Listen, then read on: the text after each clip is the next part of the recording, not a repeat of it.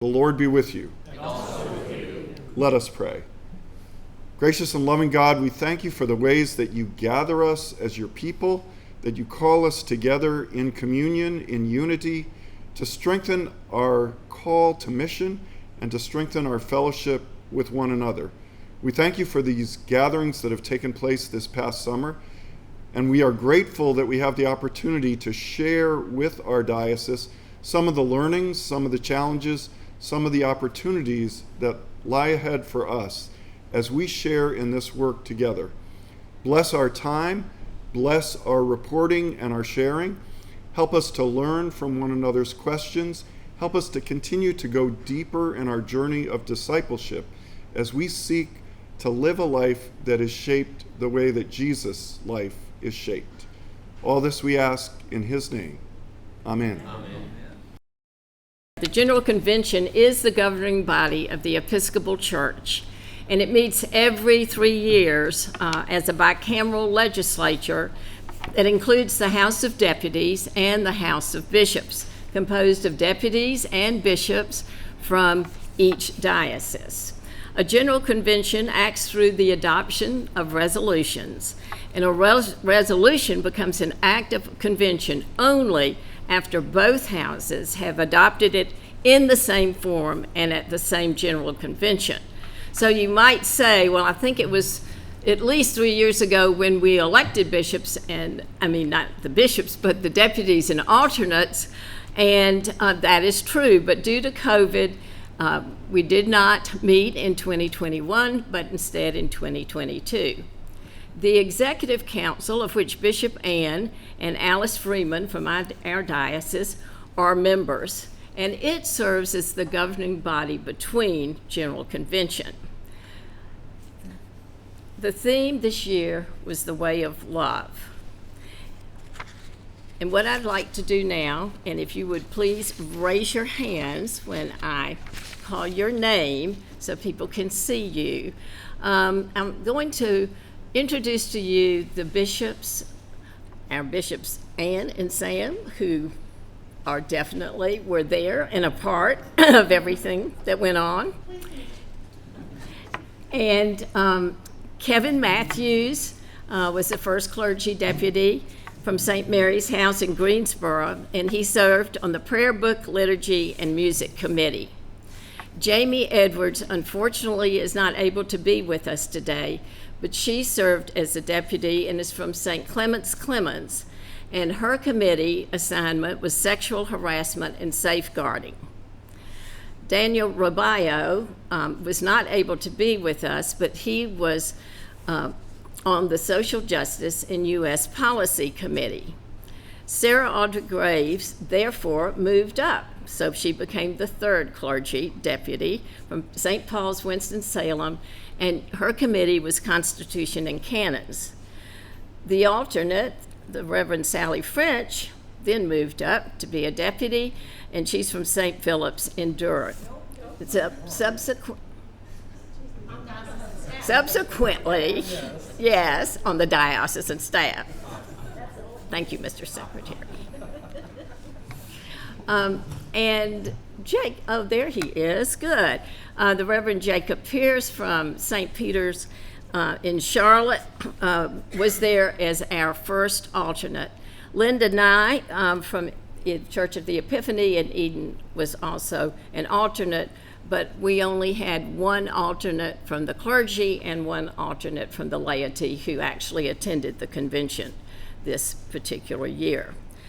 Alice Freeman is stuck on the highway somewhere. She will be here. She's from St. Mark's Wilson, and her committee is evangelism and church planting.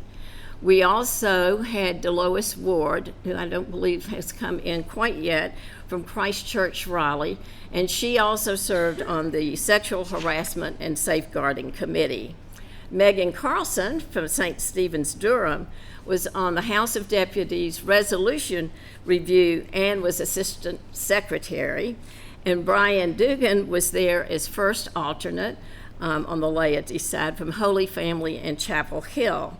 Also, two alternates who were not there but who were elected were Jeremy Close of Nativity Raleigh and Morris Nielsen of St. Luke's Durham.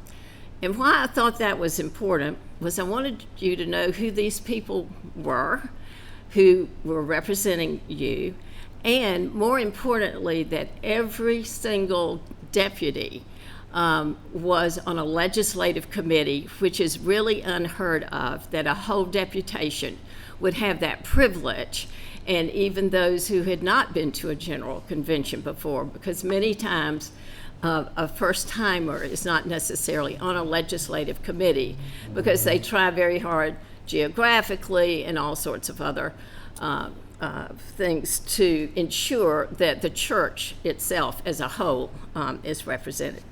And I am Martha Alexander. I'm from Christ Church, Raleigh, and I had the privilege of serving on the World Mission Committee.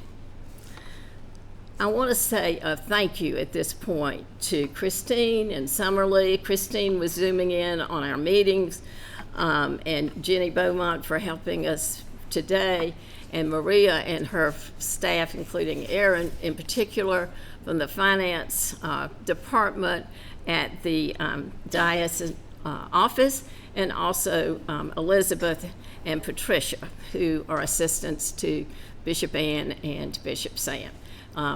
This would not have ever worked without all of them. We also met for about 4 days instead of the usual about 10 or 12 days. So, indeed, it was very intense.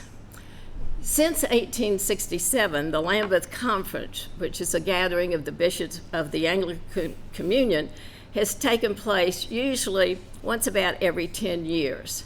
The bishops gather at the invitation of the Archbishop of Canterbury to pray together, to study the Bible, to hear the struggles and joys that each experience in their local context, and to address the issues facing the world. So today we're going to begin with hearing from the bishops about the Lambeth Conference, and then we will have a break, and then we will highlight reports from the deputies and alternates who attended General Convention. So Bishop Sam and Bishop Ann. Thank you.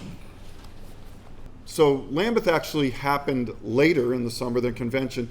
We're spending the majority of our time on convention, but we wanted to say a little bit about Lambeth just to give you kind of an update and an overview because they're connected and they are part of the gatherings, the councils, if you will, of the church. As Martha said, the first Lambeth Conference was in 1867, and it was held at Lambeth Palace in England, in London, which is how it got its name. We actually met outside of London for the better part of 12 days at the University of Kent, which was the home base for the conference, but it's within walking distance, literally. Bishop Ann and I walked down the hill on more than one occasion to Canterbury Cathedral. So the worship was held in both places, but it was particularly meaningful for me, my first trip to Canterbury, to be able to worship in that great and historic space. There were 165 countries represented by the bishops that attended, 165 out of about 185. So that gives you a sense of the global scope of Lambeth. There were 650 bishops and 450 spouses, and then there were a lot of support folks present as well. So the total number at the Lambeth Conference was, give or take, around 1,400 people. Traditionally, Lambeth, as Martha said, has met every 10 years. Normally, it would have been in 2018, but when Archbishop Welby was elevated to Archbishop, he asked that it be pushed out to 2020 for a number of reasons. He wanted to have time to plan properly. We all know what happened in 2020, and so it got delayed until 2022. That being said, the planning that they did as a team was evident, and really it was an impressive gathering in all respects, and not without, you'll be relieved to know, it wasn't all discussion about legislation and calls. There was great Bible study. The focus was on 1 Peter, the book of 1 Peter, as well as the worship services. Many of you hopefully had an opportunity to view those.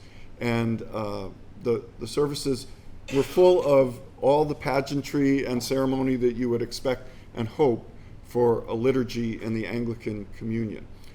So there was also rich fellowship. And you're going to hear a little bit about that from me, from Bishop Ann. We're also going to hear from Jenny shortly, because the way that this Lambeth Conference was constructed was in 3 phases. And the first phase, which turned out to be an extended phase when it was pushed out because of COVID, was the virtual phase. And we actually met as gatherings of small groups of bishops, and the virtual groups were somewhere between 15 and 18, I think. And Bishop Ann and I happened to be in the same group. And literally there were bishops from probably 12, 14 different countries in our group of 15 or 18. And so we had bishops from Pakistan, bishops from Kenya, bishops from England, bishops from Ireland, bishops from the United States, just to give you a sampling of the representation in that group.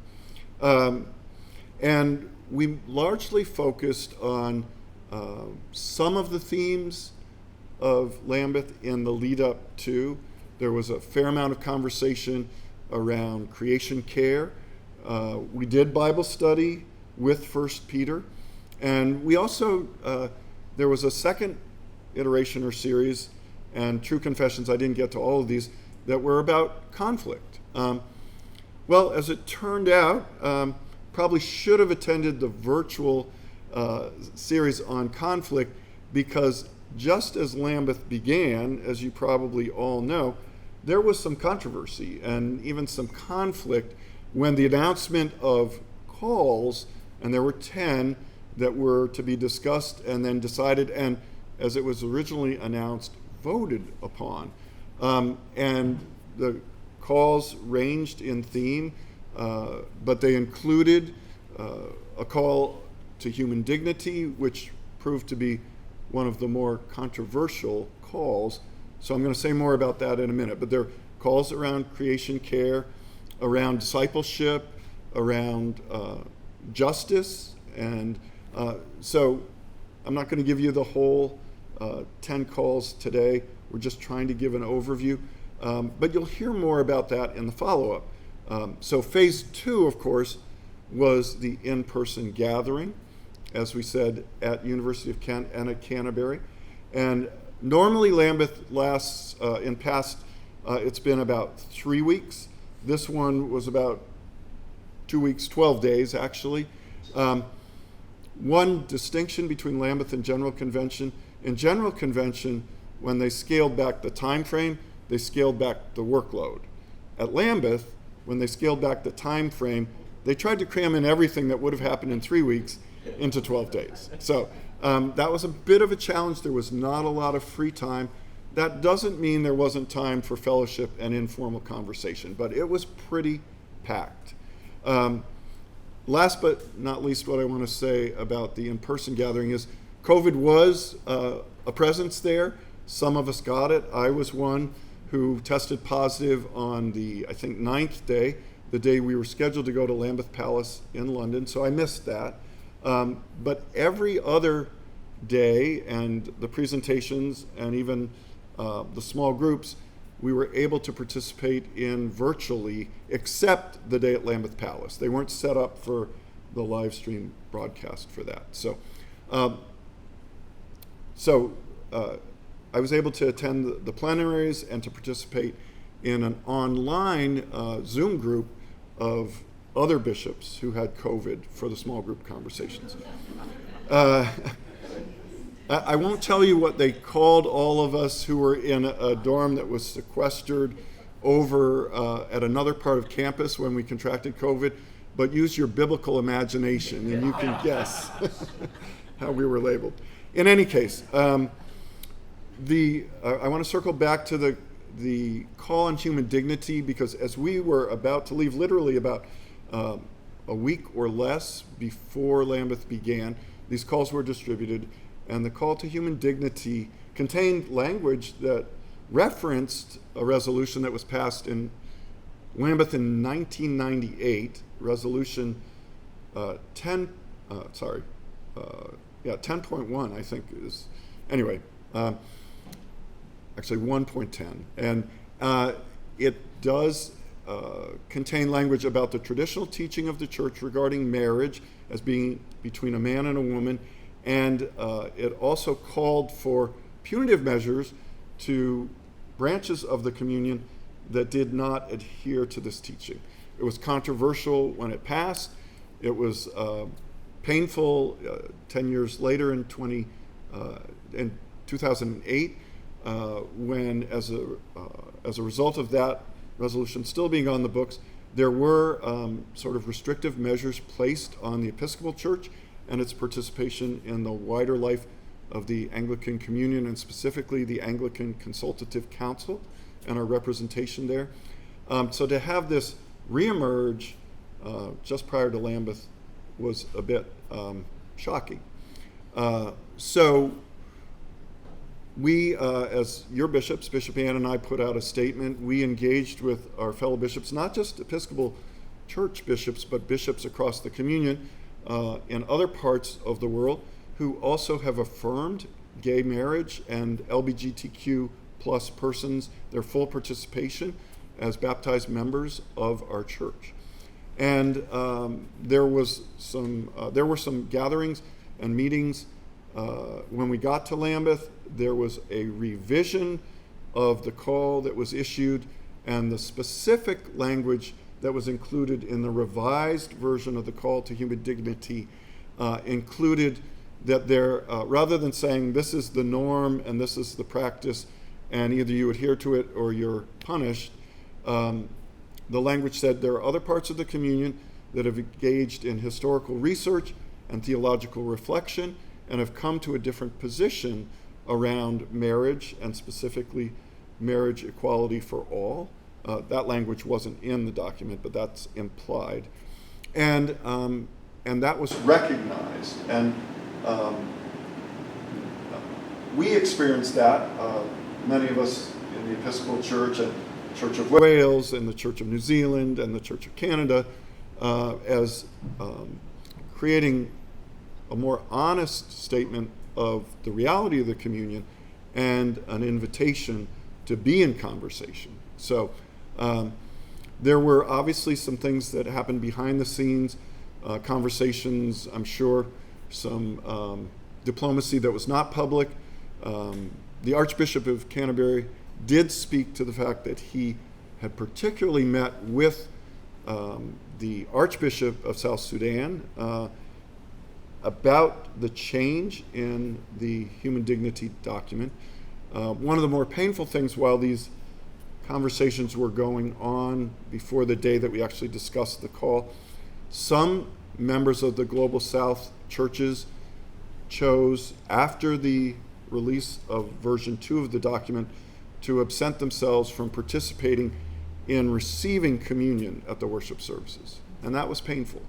The Archbishop spoke to that on several occasions, including at the opening Eucharist, and invited people to come forward and to participate in whatever way they could by coming forward, even if it was just to receive a blessing. And then when he spoke prior to the day that the call was discussed, he made a statement that I think was a powerful, authentic statement that was full of integrity about the call, the revision, and how we needed to proceed as a communion. And I'm going to paraphrase and summarize, but what I heard him say, and Bishop Ann, you may want to add to this, but what I heard him say is that we are not of one mind. That's not news. And he said the traditional teaching of the church is marriage is between a man and a woman, and the majority of the churches in the Anglican Communion hold that position. But there is another point of view that is also a part of the churches of our communion. He spoke to the theological reflection, the historical research, and the place of that in the communion. He went on to say that we are not one church, we are a communion of churches. And therefore, we do not have to reach consensus or agreement on this topic. We do have to be in conversation, in dialogue, and in fellowship with one another. And he called us to do that work together.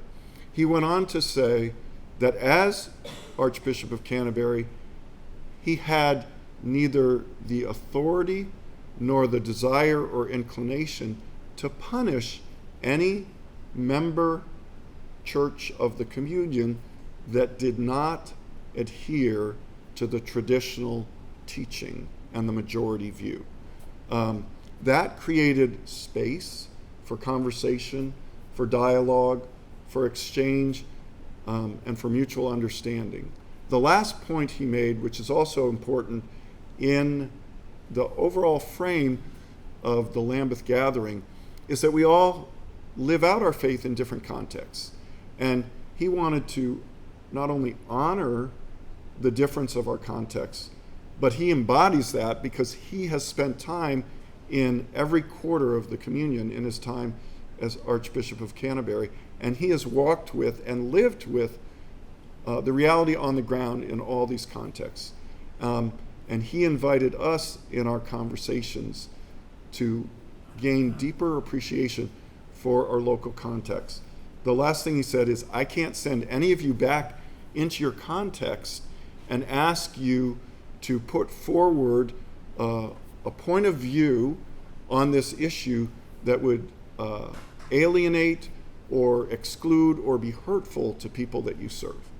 And that cuts both ways across contexts. But that set the tone, I think, for a different way forward with this conversation than what was able to be achieved at the last two Lambeth conferences. One place and one call where there was great unanimity and common ground was around the urgency of creation care and climate change and response to climate change. That was a very powerful day. Of course, I wasn't there. I got to read the material. That was the one day that wasn't broadcast. Bishop Ann may want to speak more about that day at Lambeth Palace.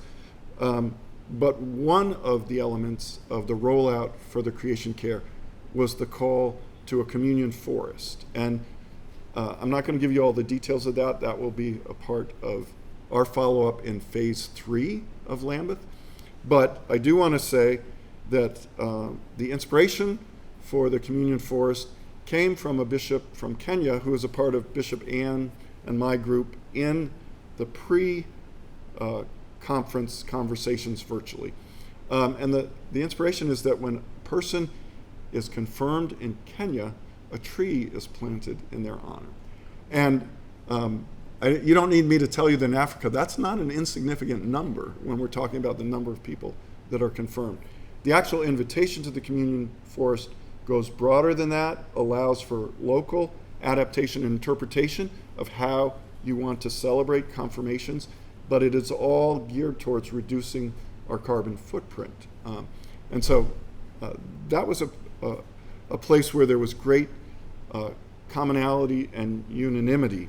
Another place where there was great resonance and spirit was around the call to discipleship being defined as leading a Jesus-shaped life.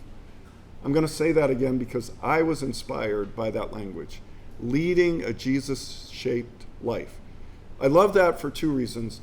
One is it's a different way of calling us again as individuals to keep our focus where it always needs to be, on the person at the center of our faith, who is Jesus.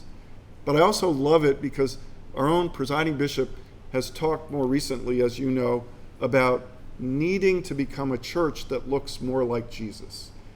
And the way that we become a church that looks more like Jesus is to cultivate disciples that lead a Jesus-shaped life.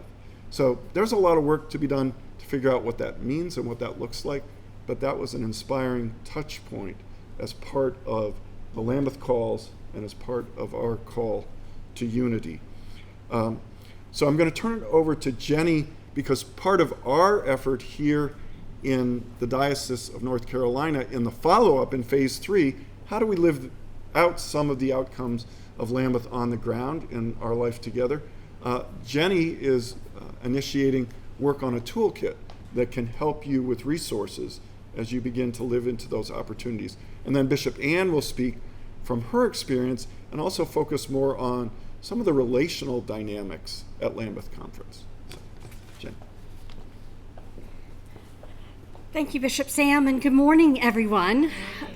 I'm so excited on behalf of the formation team to offer a toolkit for Lambeth that really will help us with the different layers of Lambeth. The first piece will be an introduction to the themes of Lambeth, to the calls, and we will highlight the keynotes from the Archbishop.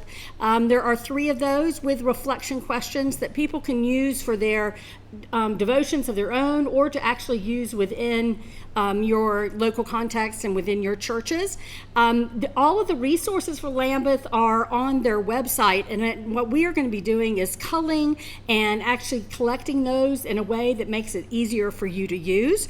A lot of those recordings are a couple hours long, and so we will be able to tailor those to what you need. So the first piece will be an introduction to the theme, and with those keynotes from the Archbishop, reflection questions, some of the work of the pre-sessions that the bishops did, those themes as well, so you'll have some information on that. The second piece will be the Bible study that the bishops actually participated in at Lambeth. So on the book of 1 Peter, there is a wonderful resource and video teachings from theologians from all over the communion. I know that you will want to implement this in your churches, and so we're going to add some reflection questions and really help you to be able to use that in your local context. And then the third piece is really an idea of how to go deeper into each of the calls. So Bishop Sam has already highlighted some of the calls that we will be highlighting in this, but it will have links for each of the calls, videos, reflection, teaching from all over the communion. So look for that. We will launch that at Clergy Conference at the end of the month, and that will be on our website as well. So look for that in the next couple of weeks. And I'll turn it over to Bishop Ann. Great, thank you, Jenny. Thank you, Bishop Sam. That was a great summary. And I think what I want to add is a little bit more what happened sort of outside of the big meetings and the big plenaries and all of this. But I want to go back a step and kind of just acknowledge some. Lambeth is an instrument of unity. Have you heard that phrase before? So, back in seminary, you heard this phrase, instruments of unity.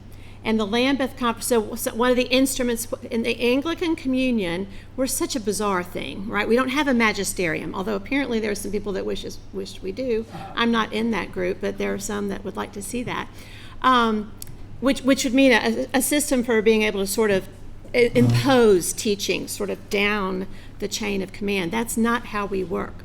But the Anglican Communion is held together by some things that bring us together into that sacred, sacramental unity of being one part of one holy Catholic and Apostolic Church. Well, what are the outward and visible signs of that? Well, one of it is the Archbishop of Canterbury.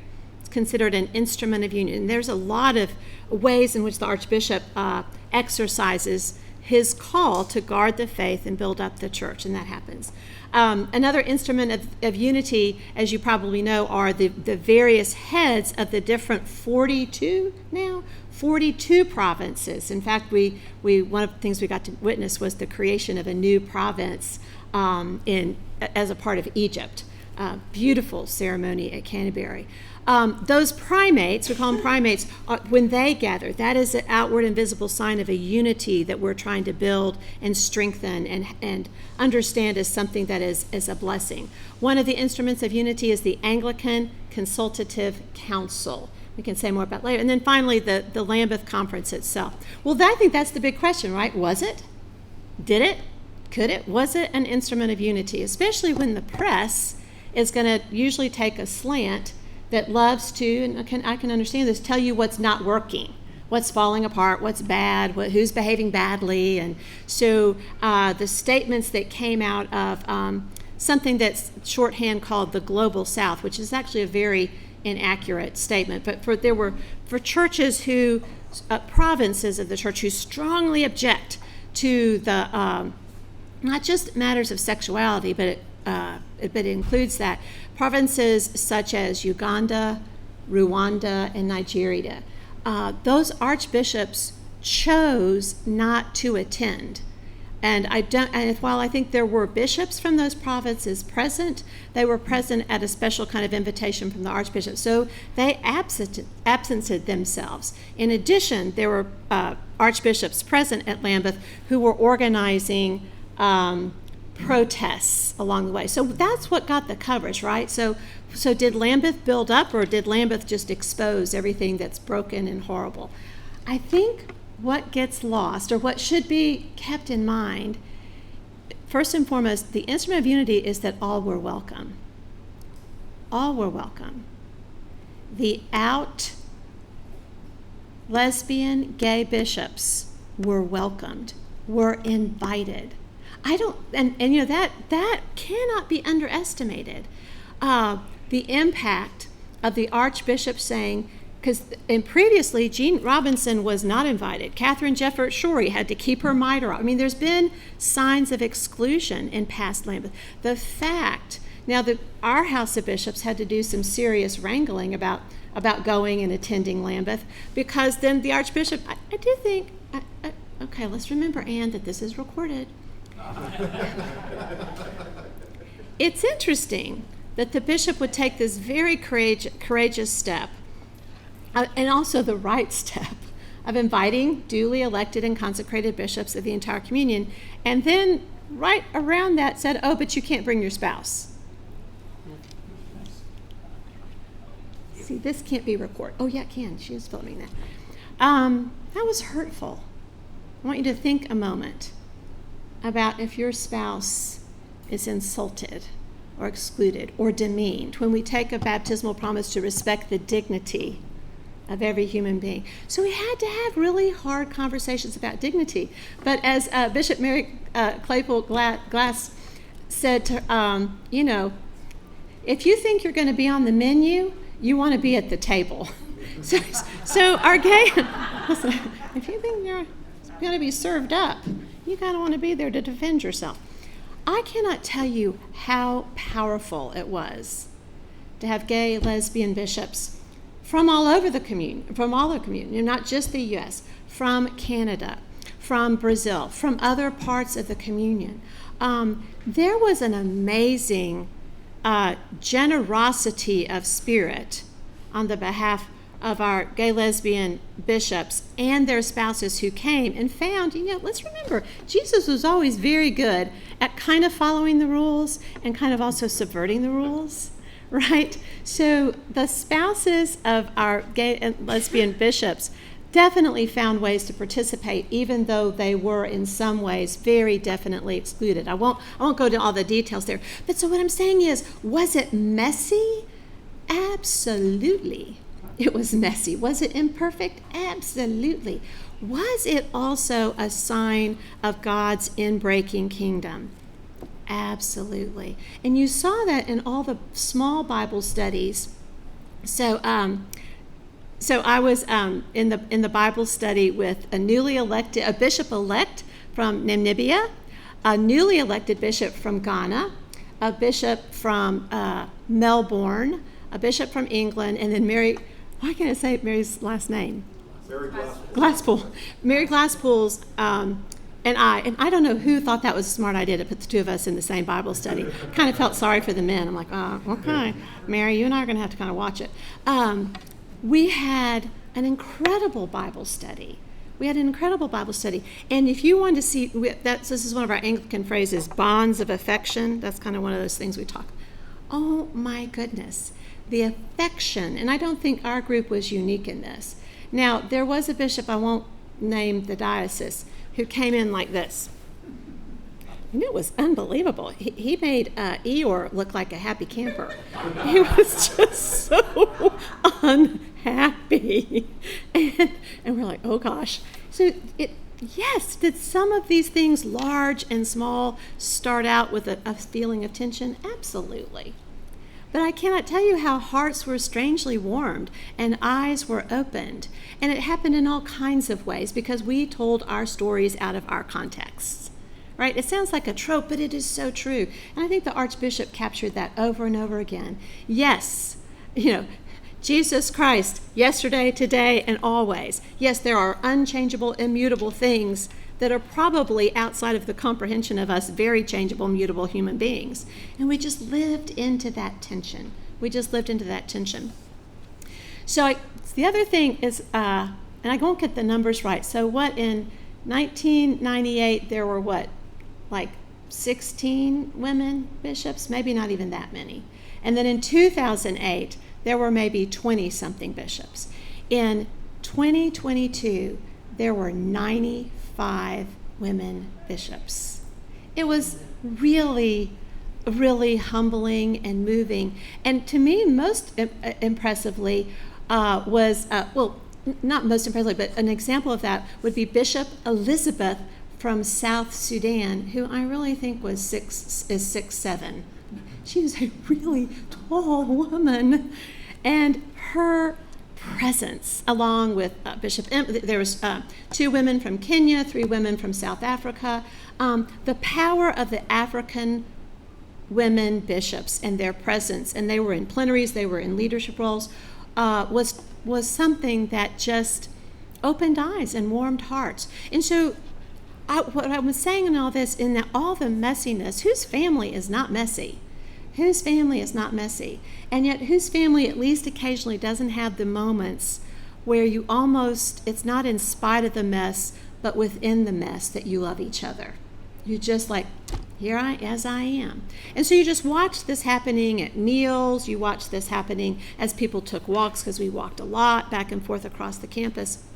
But I want to tell you one story in particular. Bishop Sam referenced this.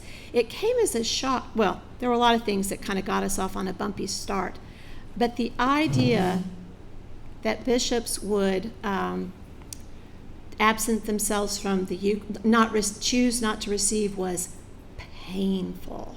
And it came as a bit of a surprise. At least I was. We started Lambeth in a retreat at Canterbury, so the bishops were filling that beautiful space at the cathedral. And I really hadn't realized what was going on. So it was the very first Eucharist that we had. And I realized it was kind of odd that as it came time to take communion, some bishops were getting up and walking out. And I thought, wow, these guys are going to have trouble if they're all trying to find the bathroom at the same time. I mean, I didn't know what was going on. And then I somehow started to realize, and I definitely think it took, I'm pretty sure it took the Archbishop by surprise, because some of his people were surprised. We're just really, and this was the beginning of the unfolding of this kind of movement from within, led by the Archbishop of South Sudan. So that was very painful, and I was actually sitting next to a bishop from Sudan, so from Khartoum. There's Sudan, the northern, what used to be thought of as kind of the northern Sudan, that's Sudan, and then South Sudan. Khartoum is majority Muslims. South Sudan is majority Christian. Sudan is majority Muslim, so Christians are really a persecuted minority. I was sitting next to this bishop from Khartoum, and I mean, we were singing together, we were in the spirit together, we were worshiping together, and then it came up time for communion, and this is before because I'm always a little slow to figure out what's going on. And I get up to walk up to me, and I'm like, come on, old friend, and come on. And he's not getting up, and I'm like, you're like looking at him like I would look at my children, or my spouse if he's about to embarrass me. That look? Like, now, wait a minute, what's going on here? And he waved me on, he said, it'll be okay, it'll be okay. And I'm like, we're going to talk when I get back. And we did, we just talked after that service. And I can't tell you I understood exactly what was moving with him, so when I'm going to tell you what I think I was hearing, it doesn't mean it was accurate. What I think I was hearing this bishop say was that he what I was hearing him say is, my part of the world is on a journey, and we are moving. We're just not where you are yet. Don't give up on us. Don't leave us behind. We want to go together. That's what my heart was hearing in his words. He was saying, I have a context where my actions are watched very carefully. And what I could do today, of course I want to take communion, could have repercussions and harm upon the people I'm charged to take care of. But don't leave us, because we're not leaving you, and all will be well. It was really moving. I don't think I understood it, because I still that's a terrible way to make your point, to absent yourself from the sacrament of spiritual unity that is based upon grace, not based upon being right or wrong. It's based upon being accepted because we're wrong, so much of them. So I'm offended by the gesture, but there was a deeper listening that needed to happen. And so I felt the unity of baptism, even if we couldn't experience a fullness of the unity of the Eucharist. That was very powerful, but then I'm just going to move on sort of quickly and just say, but let me tell you, from then on, I was finding every Sudanese or South Sudanese bishop I could. Every time I saw a bunch of group of American bishops having a meal together, I was like, again, judgmental Anne. Why are you doing that?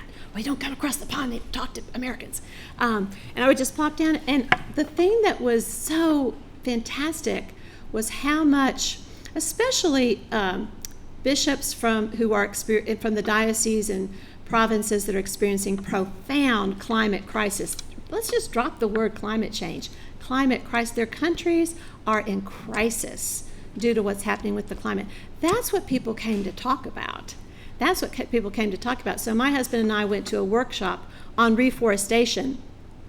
And again, bishops from all over, but mostly bishops from very poor countries. I'm telling you, these bishops were talking as if they'd gotten their PhD in agriculture from North Carolina State University. What they understood about erosion and reforestation and different planting. I mean, I was like way over my head. It was so impressive how dedicated these bishops are to, yes, planting trees, but also crop rotation, different way, not plowing.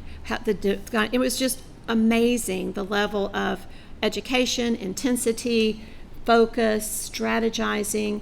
It was humbling. Is what I want to say. So to me, that was an instrument of unity, that we have so much more to gain together than otherwise by being apart. Finally, well, two things finally. I do want to go back just a quick second.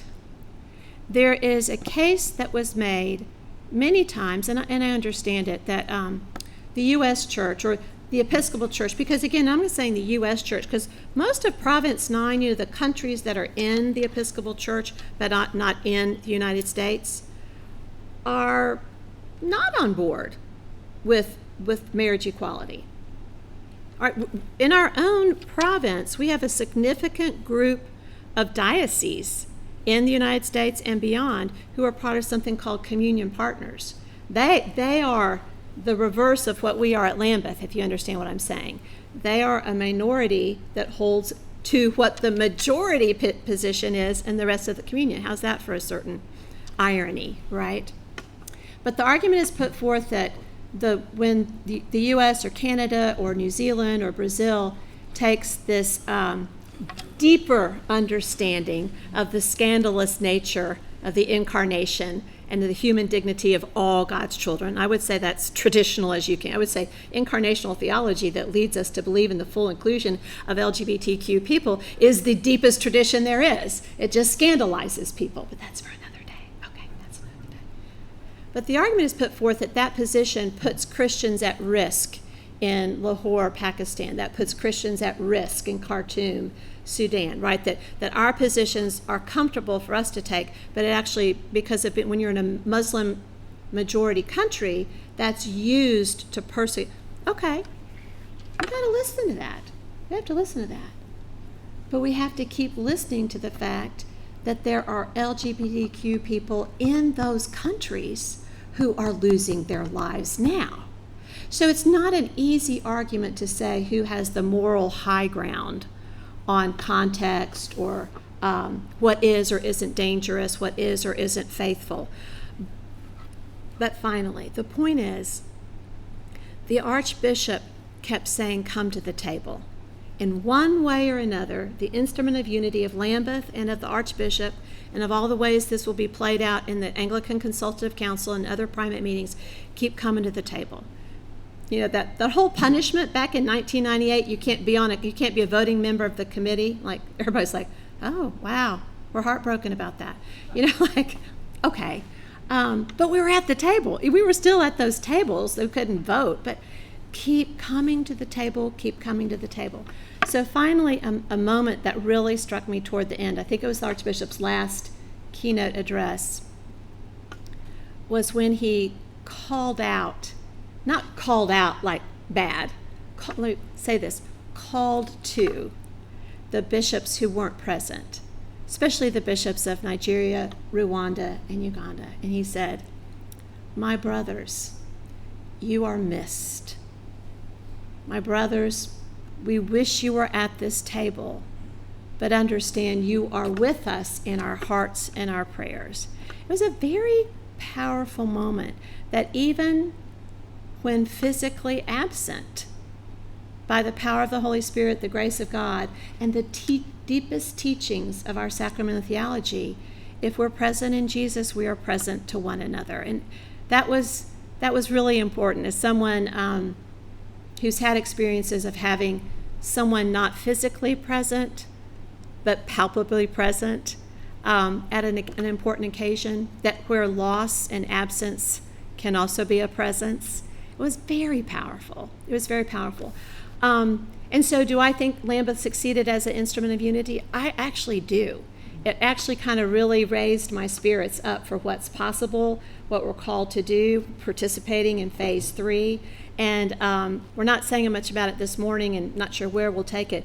But I would just say I think you should all go join the Charter Committee on Global Partnerships, because that is a place where we can work on all of these things together that matter in North Carolina. And I was so proud to say I was from North Carolina over and over. I'm from North Carolina, And then I would describe North Carolina.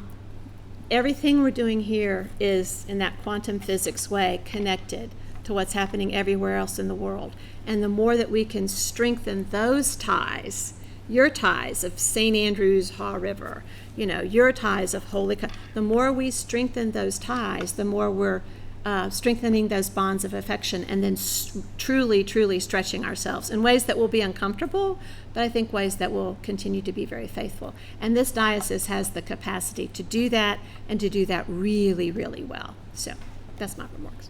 And I think we came in under the time, Bishop.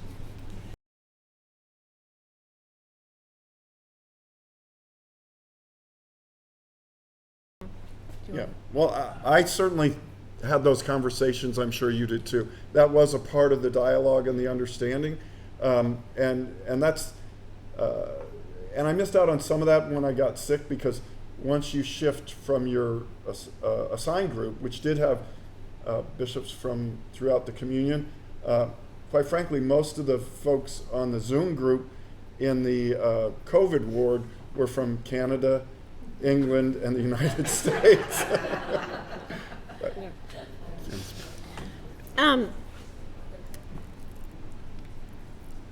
So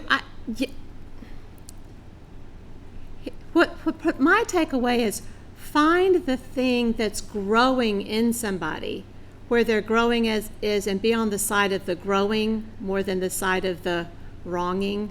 Like, here's what you're wrong about, it's just not going to work.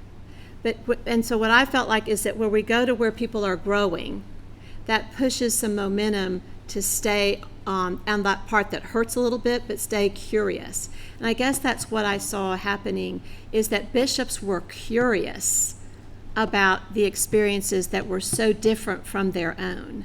They were so curious. But I'm going to tack on one other thing that I didn't get the bishop-elect from Namibia, who's now Patrick, who's now the bishop there, came out of prison ministry to be elected bishop, and served in a he kept telling these stories of the prisons he served. But what impressed me is his dedication to looking around issues around women and domestic violence and child marriage. And the reason I bring that up is that I actually think as the dignity of women and children are raised, in other words, as the dignity of most vulnerable populations who are vulnerable to violence when a man pays a dowry, he believes he owns that woman. She's now his property. There's ways in which I think as we start to subvert, that's the growing edge in some ways. I think that growing edge opens up other territory around who had we thought not worthy of dignity, that we need to rethink their dignity. That's not a great... So to me, the school of thought is around different schools around what it means to treat people with dignity before you leap into the question of marriage necessarily. Just keep raising, and that's, if you'll look at that call on human dignity, this much of it is about marriage, like a sentence. Agree to disagree. The whole rest of it is around trafficking, is around secular laws that need to be changed, human trafficking, prostitution. The document is huge and deep, and it is a major step forward, and that's been completely lost. But we can have schools of thought around how to approach those things. But I do think we need a school of thought that's more around come to that Emmaus table and let your eyes be open to something you never considered possible. Great question. There was no announcement about the next one, probably because the next one will be led by a different archbishop. So I would imagine it won't be sooner than 2032, but that's just a guess. Did you hear anything? So no, I didn't hear anything about that, but here's what, there was a lot of talk, and you'll probably remember this, about some other kinds, should there be some other instruments of unity, given that 3 of the 4 are around bishops? 3 of the 4 are, so there was talk about something called an Anglican Congress, which of course made U.S. people really nervous, because when I'm like, you don't want a Congress, we'll tell you you don't want a Congress. But then of course this was around problems of translation, because it means, so there is a lot of discussion around, are there other ways to assemble Anglicans in the global south, not actually gather someplace other than Canterbury. And so I actually think there's some movement to ask some other questions around how can we bring people together for the kind of experience we had, where it's just not limiting it to bishops and their spouses.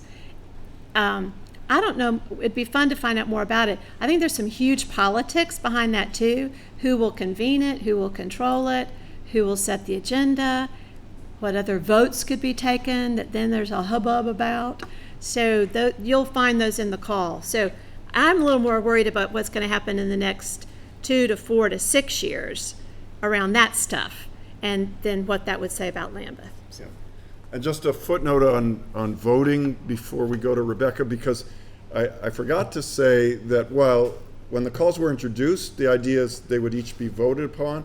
That actually evolved during Lambeth to dropping any votes. So early on there was some voting, and then they decided that didn't work well. And what happened instead was each small group around tables was invited to give edits and feedback to the respective teams that provided the original documents, and then they were charged to revise those. And as Bishop Ann pointed out correctly, there was a lot of controversy about Congress, but not so much controversy about other ways to gather, but what the form that should take. That was early on when there were still votes, and that got voted down. So thank you, and especially for those who are just listening in on the recording. Rebecca was highlighting an initiative by Leon Spencer, who is the chair of our Global Missions Committee, around convening virtual Bible study, not just with our companion relationship communion partners, but with others across the communion. And of course, this is lay people, clergy, not just bishops. So a lot of times the grassroots will actually show the folks higher up in the hierarchy the best path forward to achieve other visible embodiments of what our unity can look like. So thank you.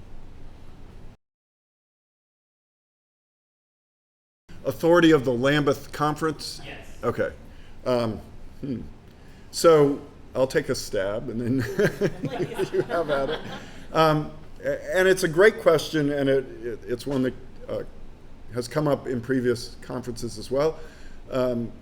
The authority is something that is held lightly. The way I would put it, and well, a point of reference from our history is, you may recall during the last Archbishop of Canterbury's tenure, there was an attempt to create, under Rowan Williams, a covenant, which would have formalized the relationship of the communion and given it more of a sense of structural authority, and that was resoundingly, if it wasn't defeated, it was resoundingly ignored.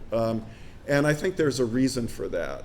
I do think that, and this is just me opining sort of off the cuff, but one of the healthy dimensions of the Anglican communion that does not so much reflect the colonial and imperial sort of DNA that was a part of some of that missional work is that we don't want a centralized authority. We actually want to live into the trust that was placed in us in the same way, if I may be so bold, Jesus trusted his followers with the message. So I do think that Lambeth as a gathering, and the Archbishop of Canterbury in particular, is very attuned to that. And I think one of the reasons he's particularly attuned to that is because he has spent time around the communion. He really has listened. That was evident both in his what he spoke about, but also evident in the way that he was present throughout the conference. He was visible at every event, even events I didn't attend, he was visible. And my understanding is he attended every single worship service, even the voluntary ones. That's quite a statement about respecting what is happening in the wider body. I hope that helps. Yeah. Did you?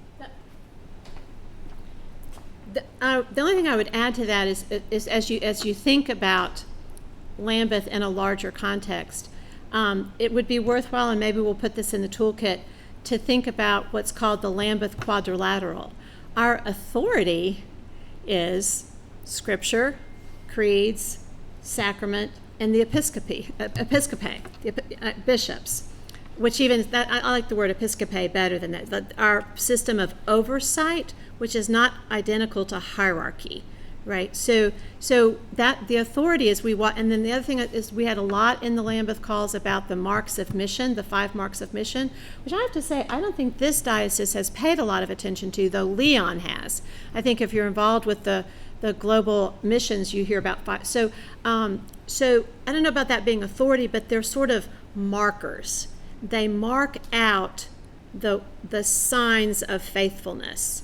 But we did hear the word was used a lot. Our provinces are autonomous.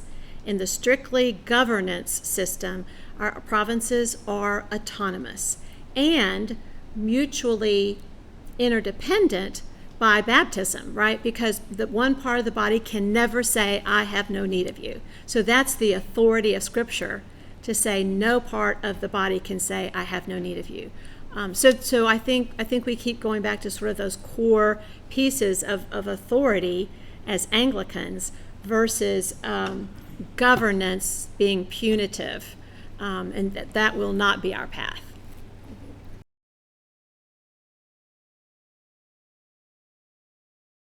So welcome back, and we will now be going into General Convention reports. And I want to do a shout out to Helen Sabota Barber, who is now non-parochial, but she was very instrumental, and she was an alternate, and she was very instrumental in helping us as a deputation when we were meeting to gather some reports and resolutions that as they were being submitted. So many thanks to her. And now we'll be hearing from the deputies, and they will just not be introduced specifically. They'll introduce their topic, and you will have some slides up here, so you might be able to follow along a little bit with those. And so many thanks for coming back from your break, and we will begin. Thank you. Hello, so I'm Megan. I'm first-time deputy to General Convention, but it was not my first time seeing the rodeo. So it was an awful lot of fun seeing it the first time as a young adult at the Young Adult Festival, and then being like, yes, in 3 years, I'm going to this thing. I'm going to be a part of it. It's going to be awesome and amazing. And 3 years went, and it did not happen. So that is the long of it. We had a quadrennial, and now we'll end up with a biennial. So we've got this weird COVID 4 years, 2 years break. But part of COVID allowed General Convention to be a little bit more innovative, a little bit more creative in understanding how do we get together both before General Convention, after General Convention, continuing the work of General Convention, as well as the elephant in the room of General Convention is almost 2 weeks usually. And how do we invite folks into that space, take that time off of work, those younger folks who aren't in that retirement space, who aren't employed by the church, to come and participate in what is a very important part of our Episcopal tradition. So by having COVID, it forced us to learn Zoom, it forced us to learn Teams, it forced us to learn all of these new technological things, some for the better, some not for the better. We will see that as we go through this reporting structure. But it did allow us to meet for only 4 days of actual legislative work. Super compressed, completely took out an awful lot of the fellowship building, that community building, and you're going to see a recognition of that, I think, when we get to the 81st General Convention and how the schedule is proposed. What you're also going to see at the 81st General Convention is that 90 days prior to General Convention, committee hearings are now eligible to start. We piloted that during this General Convention. Some things again worked, some things did not work, and we will see how that all comes to fruition for the 81st. Seeing resolutions 90 days ahead of time. So instead of 2 weeks of compressed work for General Convention, we've now got 3 months of General Convention, but it's a little bit more bite-sized in that lead up. So we've got a longer General Convention, but a shorter General Convention, long and short. Now again, like I said, an awful lot of technology was used in order to facilitate our dialogues both at General Convention and prior to General Convention in order to keep us safe from the scourge of COVID. And like I said, some was good. Being able to communicate on Zoom and not having to get on a plane to do all of our committee work, not having to travel, not having to spend that money, also save some money for dioceses and provinces that don't necessarily have the giant funds to send folks to participate, could now participate virtually online with equal footing. Online meetings also meant that they could be at different times of the day, which could be helpful for those who had families, who had commitments during a daytime, but could do an evening activity, could spend their evenings assisting.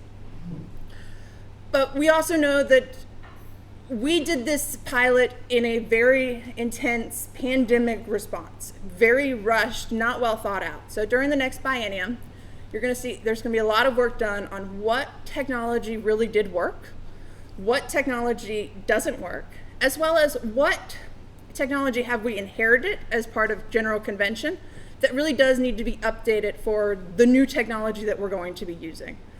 We used an awful lot of Microsoft Teams in doing a lot of the pre-business of General Convention. All of our committee work was done through Microsoft Teams.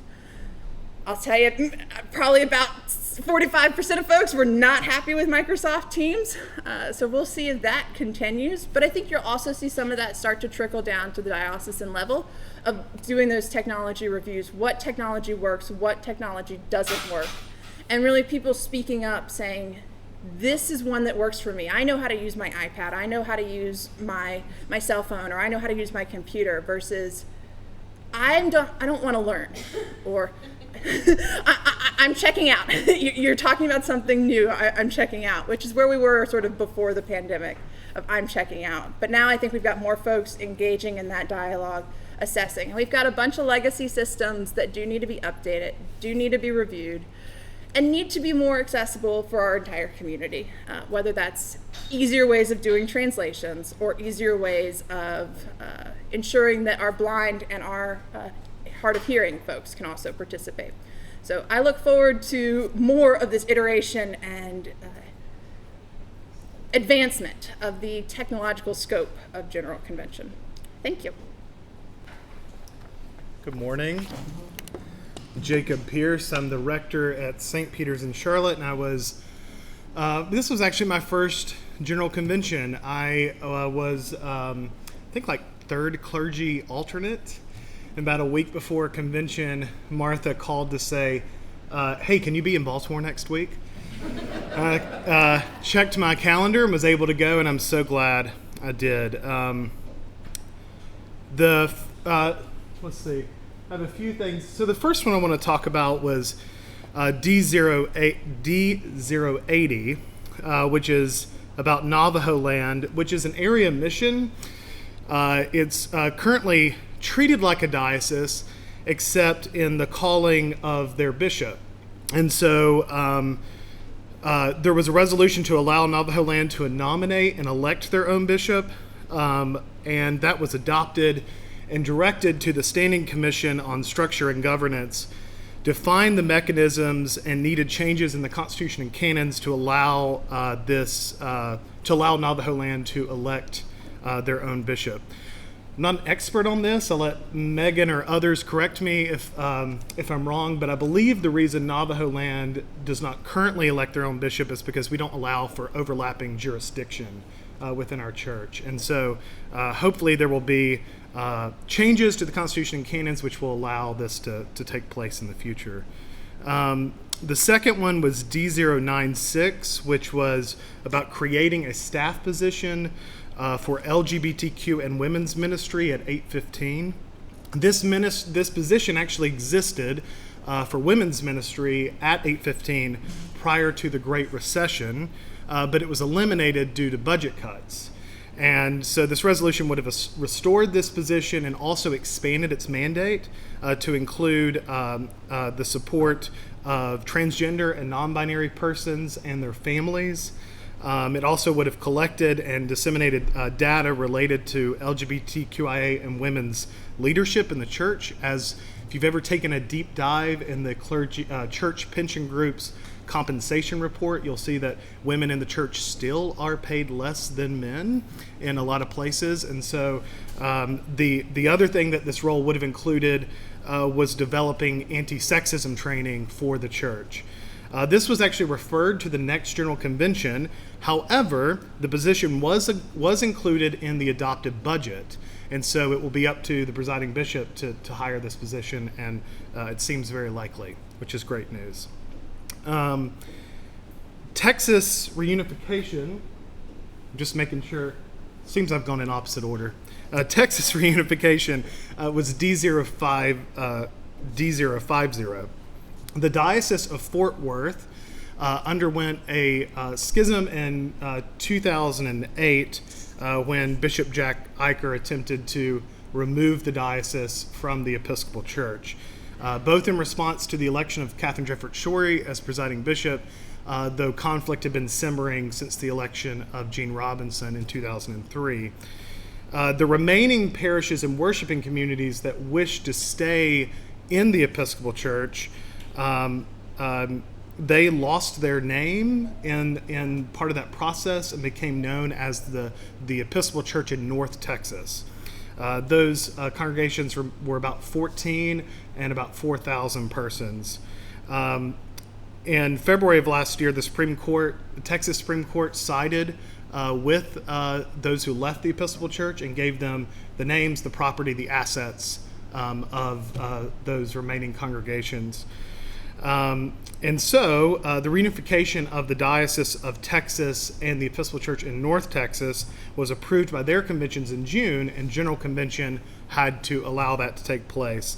It was really a moment of solidarity, a moment of celebration Some of the history there is that the Episcopal Church in North Texas was born out of the Diocese of Texas in 1849 as part of the Missionary District of North Texas, and then was briefly a part of the Diocese of Dallas before becoming Fort Worth in the 1980s. The reunification will create new opportunities for mission. Am I really all messed up? 15 seconds. All right. Create new opportunities for mission, because the Diocese of Texas, for example, has 72,000 members and 167 congregations. And the very last thing I wanted to mention was the Virginia Seminary and General Seminary, which is not up here, but I just have to mention it because it's on no one else's report.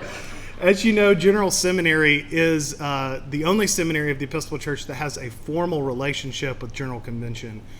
General Seminaries had tremendous financial difficulties for more than a decade, and General Convention had to change part of its constitution to allow General Seminary to enter into a federation with Virginia. And so Virginia is going to purchase their debt, create more board seats for General on the Virginia board, keep both institutions and their identities separate and their campuses, and then the administration of General will happen in Alexandria. I think that's really exciting. It preserves this seminary, a historic seminary of the church that has given us so very much. That's the rest of my report. Thanks.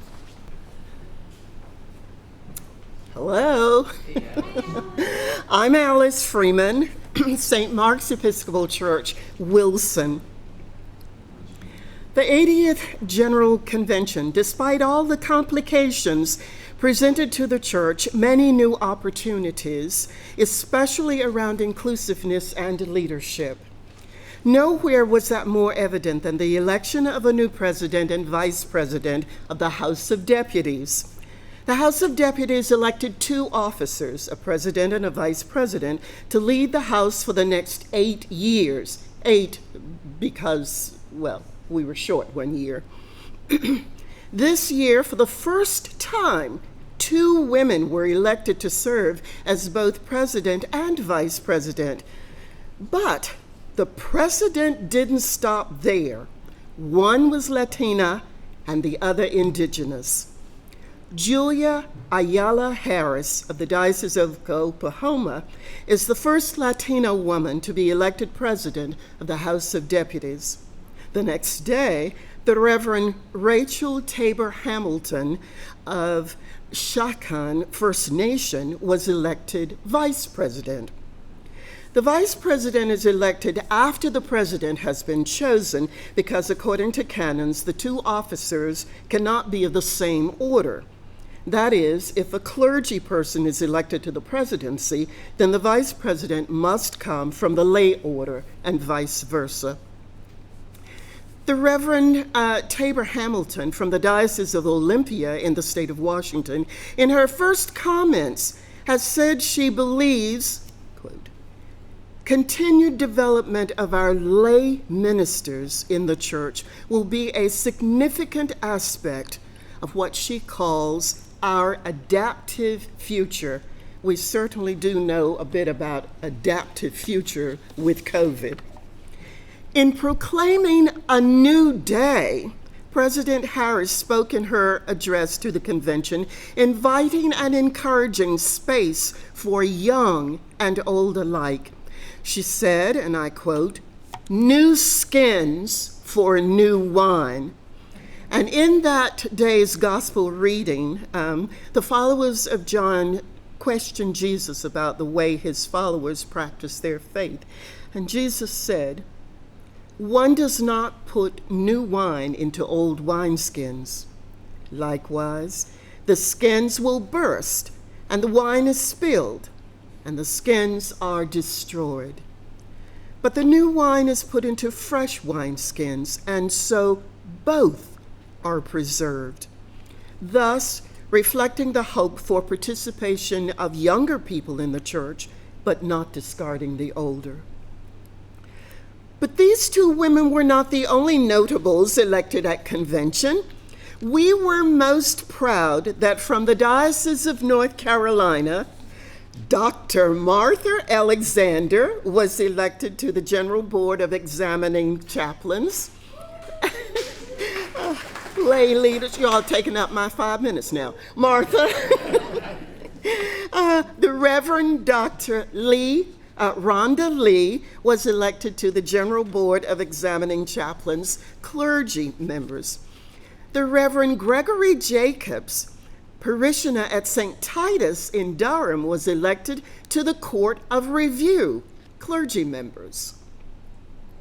Additionally, Resolution D001, of the more than 400 resolutions that passed at this convention, Resolution D001 provided $300,000 for funding of the chaplaincies of the HBCUs, historically black colleges and universities, of which St. Augustine's University in Raleigh and Voorhees College in Denmark, South Carolina are the only two. Each school is to receive $150,000. We are most proud of this. Thank you. Hi, my name is Kevin Matthews, and I'm at St. Mary's House campus and young adult mission ministry here in Greensboro. I had the privilege this time to sit for my third time on the Committee on Liturgy and Music.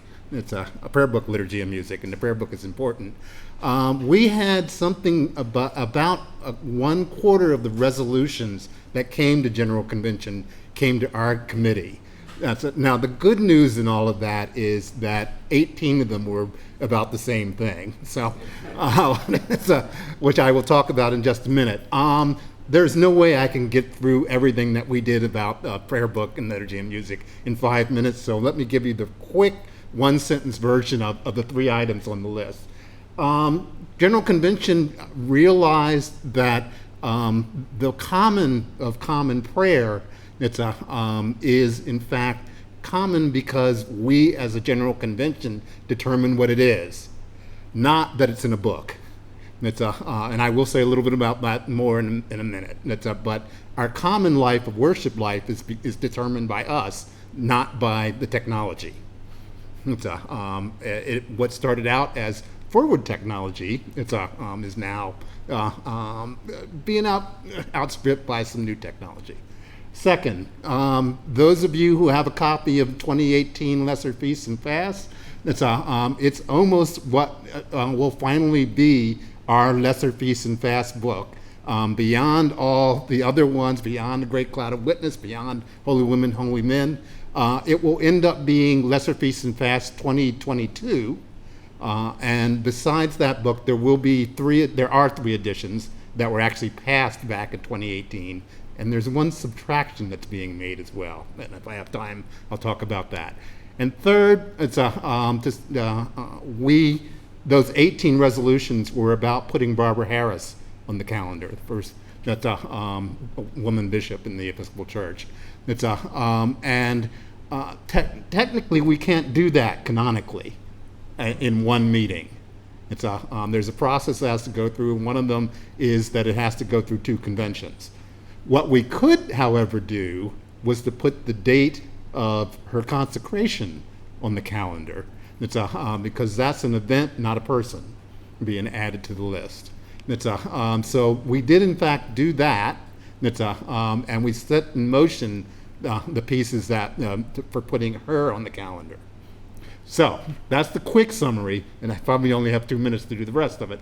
The prayer book, we had a long discussion, and you might have to ask the bishops about some of what happened there, because a great deal of it happened in the House of Bishops that I was not in.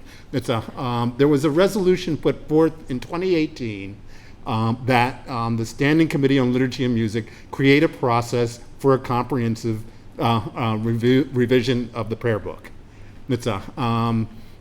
What they discovered, and this was exacerbated by COVID significantly, was that a lot of people were no longer using the printed prayer book for their worship on Sunday. They were either printing full bulletins Or they were juggling between that and enriching our worship and some of the other resources that we have authorized.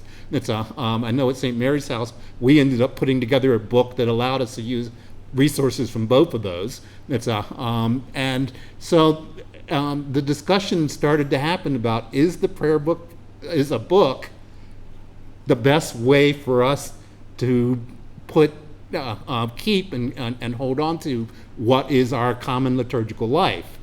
So A059, the resolution, that's the resolution number, actually changed that to say, in essence, that what the prayer book is what General Convention defines it as.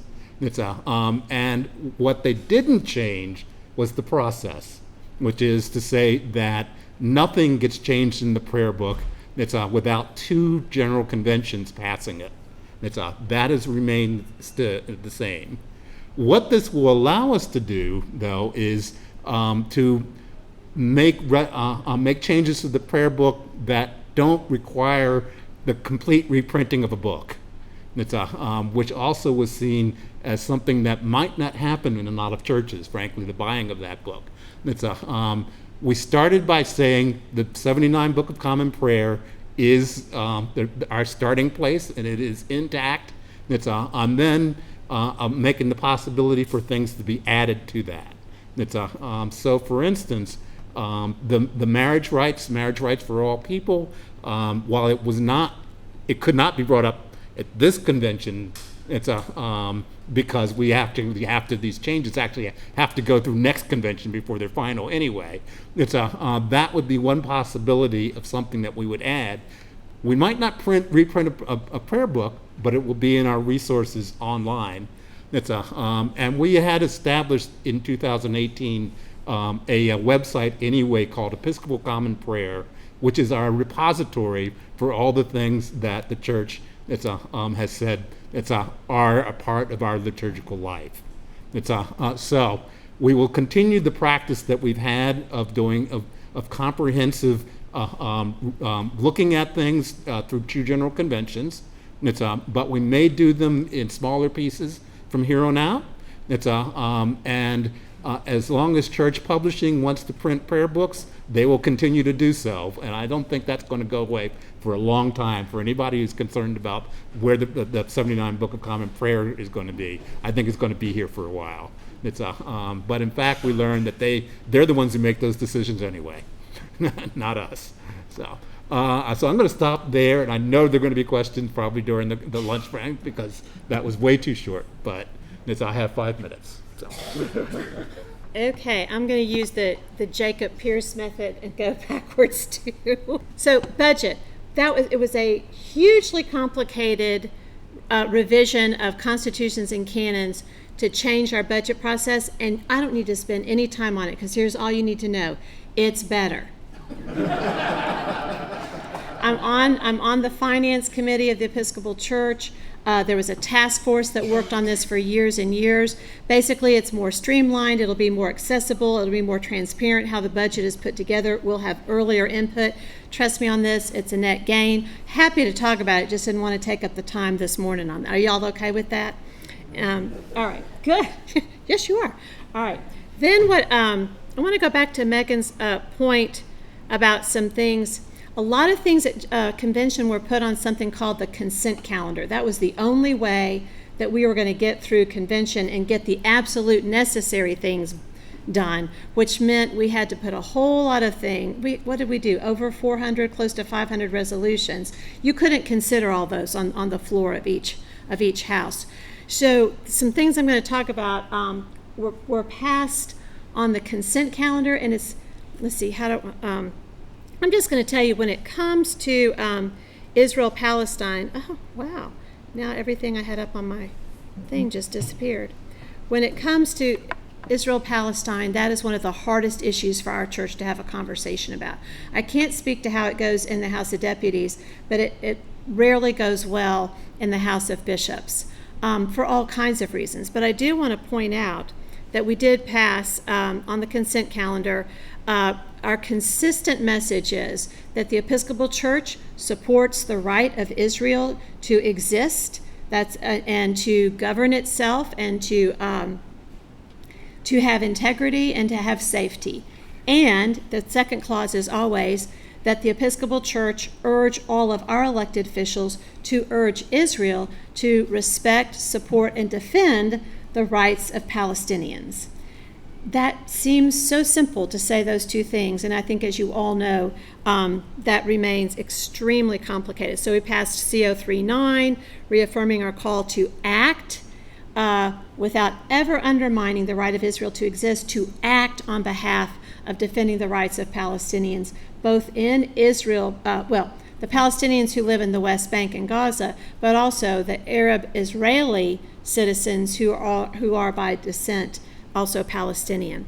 We also passed, I think something that would be important for you all to look into is CO 1.3, a freedom of speech and right to boycott. Legislatures in the United States, like I think Oklahoma, are beginning to pass laws to prevent anybody from in the states from boycotting a product that's benefits Israel in some way or another. Either it's made in Israel or it's being used by Israel. And so it means not just about the Episcopal Church, but it's outlawing almost a free speech kind of action. So this is happening in state legislatures. So this is saying start paying attention to what's happening locally around the issue of linking boycotts and Israel, because it's a way in which Israel's government is putting pressure on parts of our government to suppress our capacity to speak or act on these issues.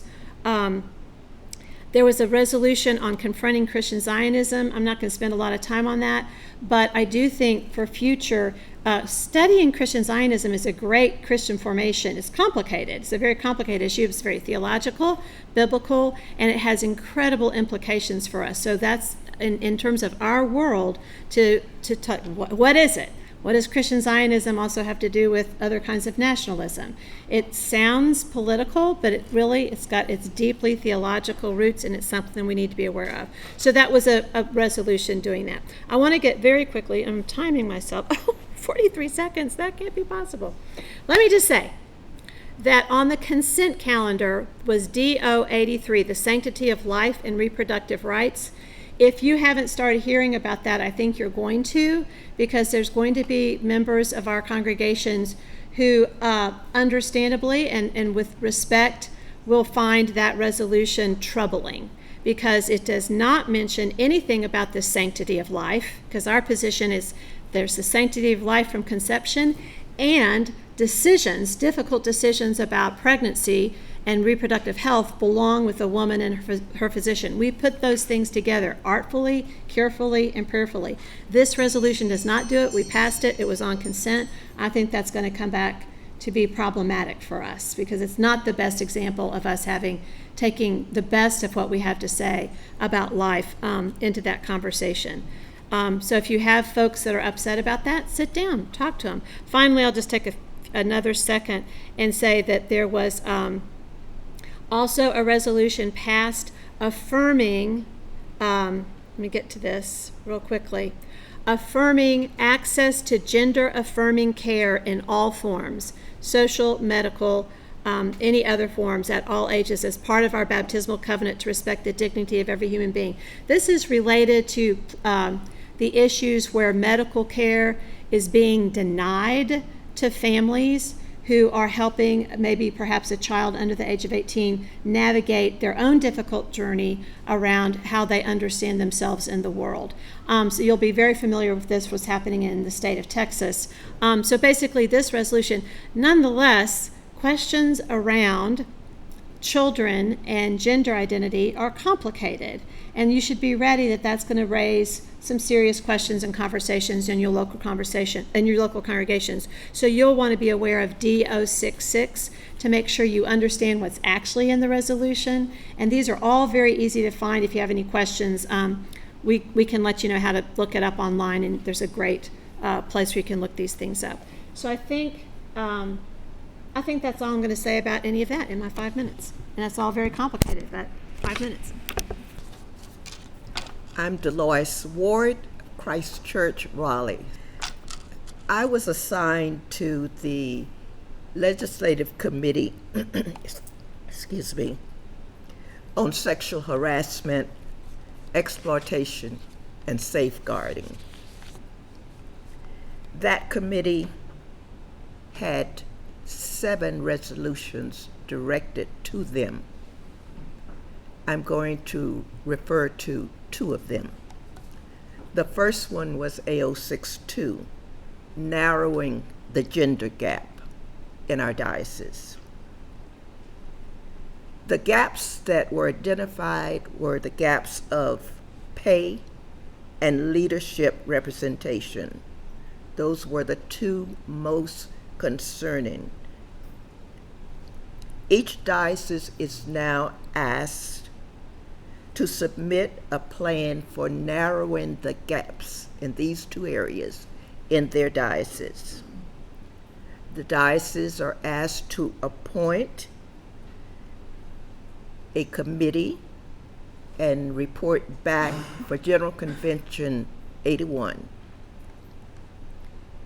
The examination should include the current practices.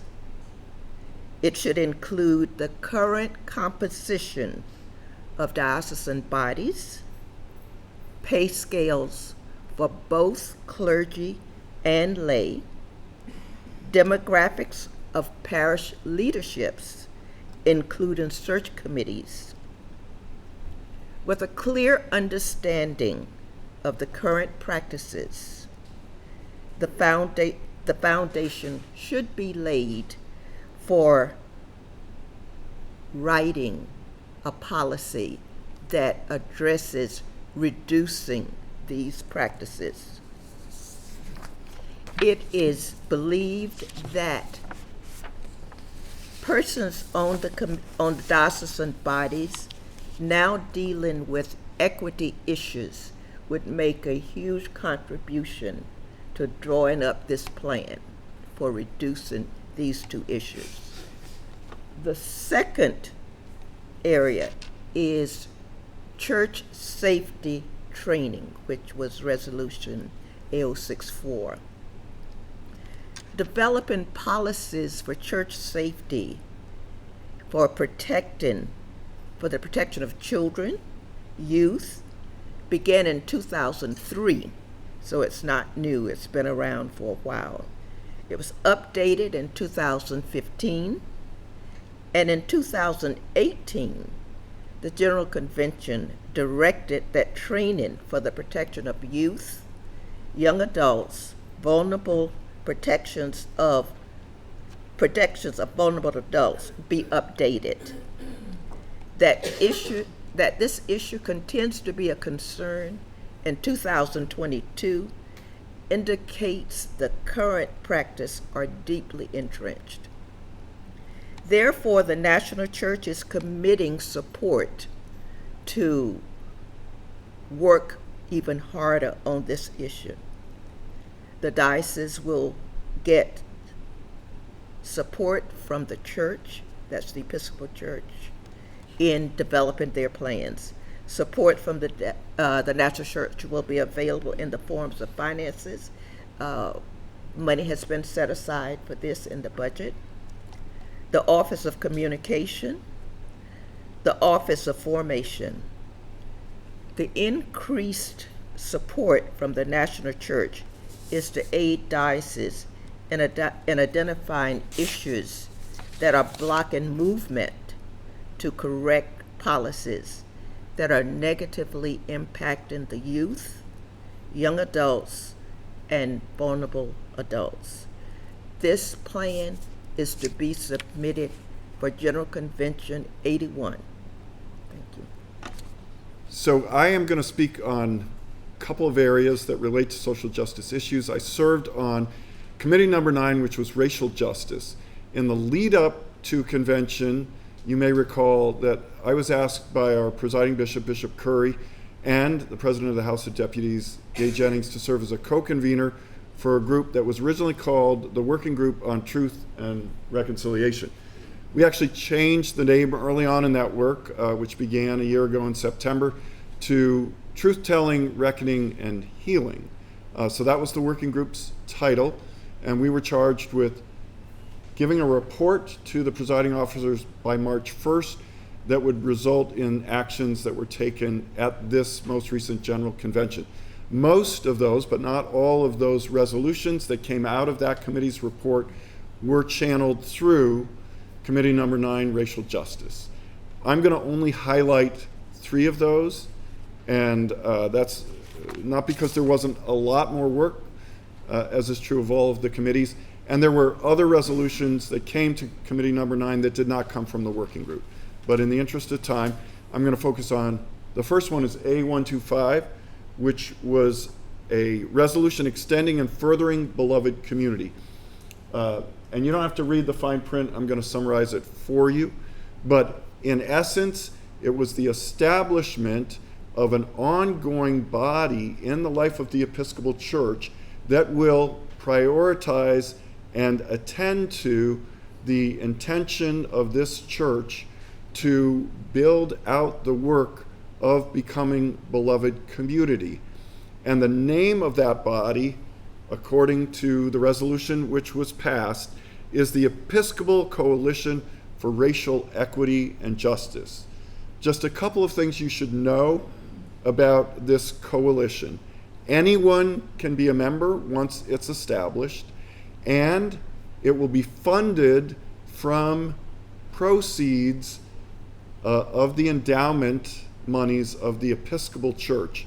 Specifically, 10% of the overall value of the Episcopal Church holdings, income from 10%, which is obviously related to the biblical tithe, will be set aside up front for the work of this coalition beginning in 2024.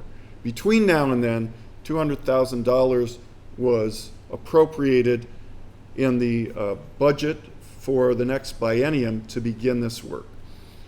The presiding officers will now appoint a body that will, it's not called the governing body because they're not governing yet, but they're a convening body that will jumpstart this work. The precedent for this in the history of convention is that there are organizations that are now very much a part of our life, like Episcopal Relief and Development, formerly known as Presiding Bishop's Fund for World Relief, which was established in a similar pattern by General Convention, as well as the Forward Movement publication. Both of those now have some independent status. Whether this governing body ever becomes independent of General Convention is a question for future General Conventions, but that was not the intention of the working group, but that it partner with General Convention in an ongoing way that is not dictated by the changes in administration when we have new presiding bishops. So the idea is to extend and expand the work that was begun in Bishop Curry's tenure around becoming beloved community, and to ensure that that work would continue in the life of the Episcopal Church well after his tenure is ended. So that's a quick summary.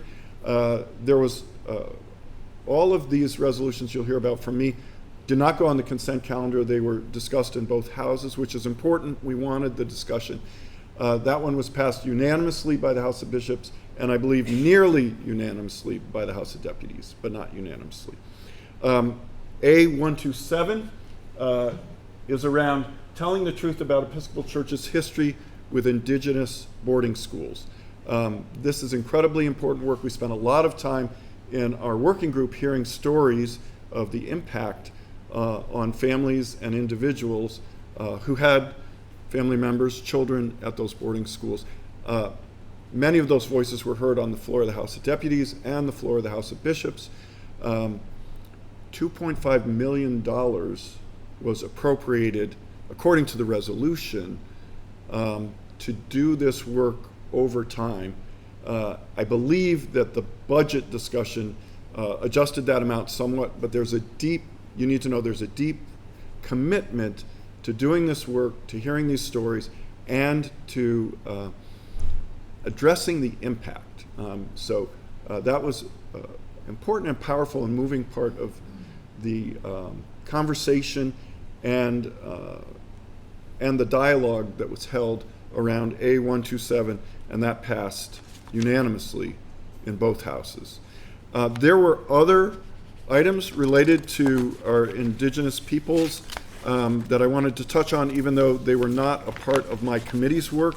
I simply want to quickly file them by title. C072 is about land acknowledgement and charging the Episcopal Church with doing an audit about all our properties throughout the church and finding out the land, the indigenous peoples that lived on that land, and then to incorporate acknowledgements at any gathering, public and worship gathering. So that's a process, but that process has begun by CO72. Related is DO19, which charges charges each diocese and the local standing committee to do similar work locally. Okay. One footnote on this: there's lots of items in General Convention that are referred for diocesan action. Those are often channeled through our Secretary of Convention, Chuck Till, who happens to be with us today.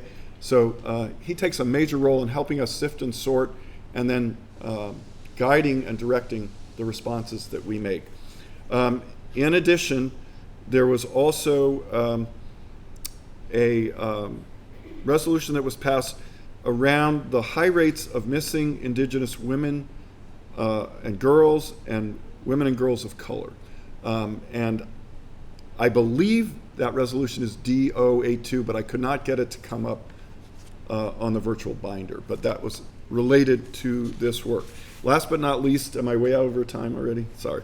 Last but not least is A129, which is a forensic, the title says, it's a resolution for forensic audit of the funds of the Domestic and Foreign Missionary Society around slaveholding, profiting from enslavement of peoples, and looking at our history around slavery and our engagement in slavery. You can't, this is a legislative nerd's footnote alert that you can't change the title of a resolution once it's submitted, but you can change the content. So you can pretty much ignore the language around forensic audit. That was not helpful. Bishop Ann's committee, the committee she chaired, worked actively with the working group to change the language to talk about historical research that will identify where there are a history of profiting from enslavement and from the labor of enslaved peoples. And so that historical research will be taking place as a result of this resolution. And I'm sorry I went over time. Hello, I'm Brian Dugan. I'm from Church of the Holy Family in Chapel Hill. I have a few comments on creation care initiatives. There are two main things that came out of General Convention relating to creation care, which were both led by the House of Bishops. First, there was a series of resolutions around different kind of policy statements for the church in terms of action, but also affirming other kinds of U.S.-based like government policies. And so there was a resolution on creating and focusing on carbon neutrality for the Episcopal Church and moving towards carbon neutrality by 2030. There was, and relatedly, a program for carbon offsets. There was also resolutions thinking around investment strategies for the Episcopal Church and how to deal with thinking about what our investments are and how they relate to climate change, climate crisis, environmental racism. And so there's about 6 or 7 of these. These were all on the consent calendar, but these came from the House of Bishops. And so of also great interest was the House of Bishops put forward a statement called a kind of Mind of the House statement on climate change and our vocation in the church. This kind of is a theological statement that the bishops put out to kind of guide our moving forward on climate change. Thinking, starting from the premise that climate change is a manifestation of sin and the brokenness in the world, and that we are to renew ourselves and look towards our baptismal covenant to find ways to respect the dignity of every human being and find ways that we might live and thrive in the world. The bishops told the deputation that the Mind of the House statement was distributed at Lambeth and received well by the bishops from around the world. And we've heard a lot. I think Bishop Sam and Bishop Ann kind of touched on a lot of the impact of creation care conversations there. So I've spoken quickly, so I've made up a little bit of time, and we'll move on. Hey everybody, I'm Sarah Ardrey Graves. I serve St. Paul's, Winston-Salem, and like several of others, I was a first-time deputy to General Convention, so a lot of drinking from a fire hose all the time, of learning about everything. And I'm going to talk just very briefly about some of the resolutions we passed pertaining to gun violence. I'm also going to speak about mental health, so I'll take a few of Brian's minutes to talk about that on behalf of Jamie LaFont Edwards, who could not be here today. But let me start by saying that at the time of our gathering, the unfortunate event of the shooting in Vestavia Hills, Alabama, at St. Stephen's Episcopal Church had just happened 2 weeks before we got together. So it was on everybody's minds. There was a resolution proposed from the President of the House of Deputies called a special order of business, so this didn't come from a committee, A226, honoring the victims at St. Stephen's Episcopal Church. And this was a moment when the resolution names each of the victims by name, recognizes the incredible loss of this, and asks for all of Convention to pause for a moment of prayer and lament for those who have died, both for the victims as well as for the surviving parishioners, friends, and family who mourn their loss. And commemorates June 16th as a day of remembrance and prayer. And I think it's significant to share this with you in this context, to say, a lot of General Convention and a lot of the work that we do on resolutions is about getting stuff done. It's paying attention to the issues, social or structural, that really matter to our church. This was a moment of public mourning. All of Convention stopped what it was doing, and we stood in silence for a very long time. All of the deputation for the Diocese of Alabama and their bishops came and stood up at the front of the Convention floor, and we mourned together. And I just want to acknowledge that kind of holiness. There are often moments where folks come up to the microphone to share things in a very heartfelt way. There's a lot of heart and soul in General Convention. This was just a moment that was like church. And we were church together with those who mourn in Alabama. We also passed a couple of other resolutions pertaining to gun violence. They are B006 and B007. And they allocate $160,000 for advocacy work at the state level for gun violence prevention in dioceses all over the country. I also think it's important to mention that as we gathered in Baltimore, I think the first day that we were there was a shooting, literally across the street from the convention center. It was an altercation with just 3 people, and 1 person was shot and killed. And this happened, I think, as we were in session, and it was extraordinary to have that happen so close. So our bishops and many deputies came together and organized kind of a quick march in solidarity with that victim, as well as just speaking out against the gun violence that surrounds us even as we meet for Convention. Let me switch gears and talk a little bit about mental health. which overlaps a little bit with gun violence, but not in total. Many of the resolutions that we passed and discussed that had to do with mental health really focused on things that I think all Christians just kind of generally want to kind of have care put toward, that all of us in our congregations are dealing with mental health concerns left and right all the time. But these resolutions, and there's somewhere between 7 to 10 of them, focus specifically on programs or curriculum that really are about addressing the crises that we see around us.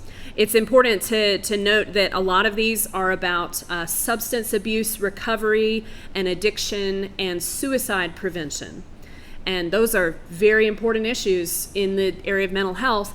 They're not in total all of what mental health and what we face in our congregations. So I think that's something that General Convention can continue to develop in the future.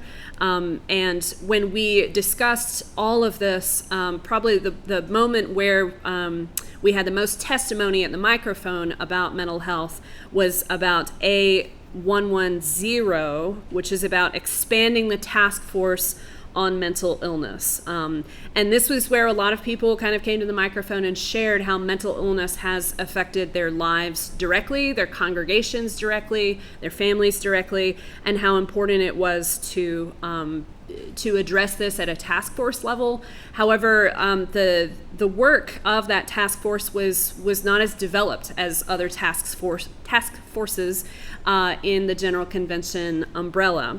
There was some money allocated to distribute their resource materials from what they produced going forward in the next triennium, but it really was, kind of a little bit of a limit of what task force work can do. So I invite you to check out all of the resolutions on mental health going forward. There's a lot that we still need to say about this. So thank you.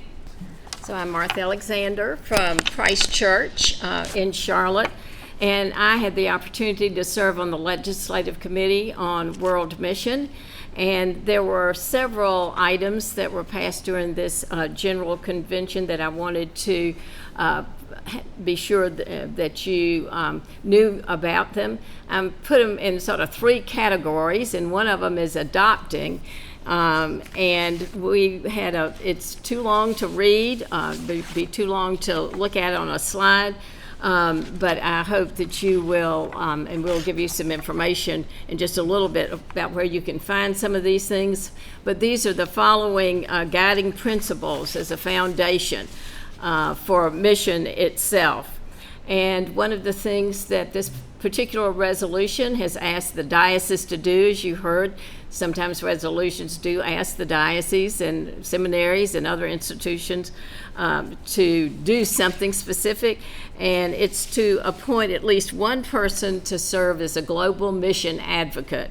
They are really trying hard, both the Standing Commission on World Mission, with the Office of Global Partnerships, and with the Global Episcopal Mission Network, or have been working together these past couple of years and want to continue to do that and emphasize that mission is definitely a part of our church.